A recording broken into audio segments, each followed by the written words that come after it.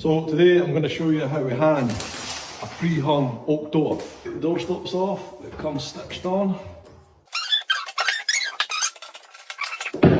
Always pull nails from the back. See if you're taking something off, never punch them back through because it splits the face. Come on. She's a beauty. Check the hinge side. Ooh, she's good. So I can tell we're going to have to pack. So that's level, so if I push it hard to this side, there's a bigger gap here, so I'm going to have to pack this leg up. Oh, Jesus. The head's much better once that goes over, so it's fine.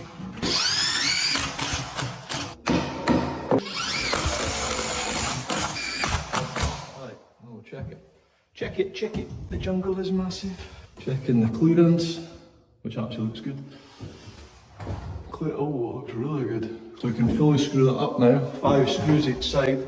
Alright, see that's so tight. That's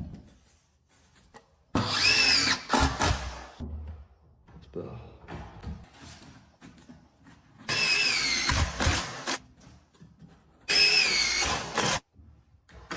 There we go.